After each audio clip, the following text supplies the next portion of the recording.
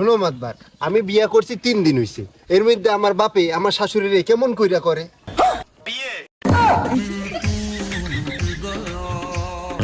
সকালে লাত্তি দিয়া তোর ডেকে আমি ভাত কাপুর চাই।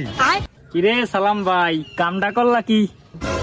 এত লজ্জা দিস না দি, হে ওমরে চাইছে মুইও হেরে চাইছি। এটাও কি সম্ভব?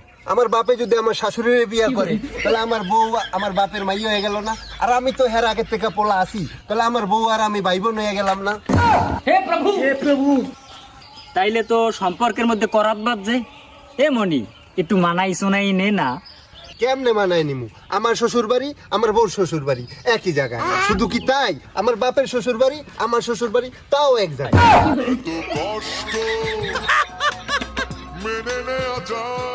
আমার যদি ছেলে পেলে হয় আমার বাপেরে নানা কইব না দাদা কইব? আমার বাপের যদি ছেলে পেলে হয় আমারে কি মামা কইব না দুলাভাই কইব? তো মহাবিপদে পড়লাম। এর আগে তো এরকম সালিশি আমার একটাও বাজে নাই। ও মাতাব্বার, তা নইলে বাদই দিলাম। আমার বাপের কি আমি আব্বা বলামো না শ্বশুর বলামো? এ আমি কি কঠিন প্রশ্নের সম্মুখীন হলাম রে। এ গেদু, তুই নাইলে একবারে ডেডি ক। আমি না হয় ডেডি কইলাম, আমার বউ আমার আব্বারে কি শ্বশুর কইবে না আব্বা কইবে? আর যে কুলাইতে পারলাম না।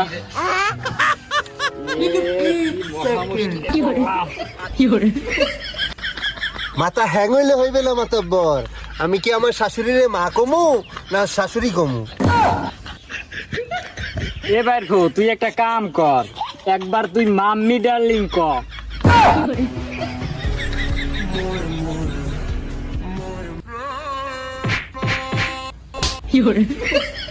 দুইজন একবারে মানিয়ে চুনিয়ে নে রে বাবা। আমারও তো সংসার আছে, আমার বাড়ি যাইতে হইবে বাবা। তুমি নইলে বাড়ি গেলে, আমি বাসায় গেলেই মনে হইতেছে আমি বাড়ি আইলাম না শ্বশুর বাড়ি আইলাম। বিশ্বাস কর বাইর মুইও কইতে পারি না। ও সালাম ভাই, তোমার সেটাই তক্তা মেরে দেব। তুমি কেটা একটা কামের কাম হল্লা, তোকে এই বাপ বেটার সালিশি করতে হইলে তোর দাদারে লাগবে। আমারে তোরা মাফ করিয়া দে।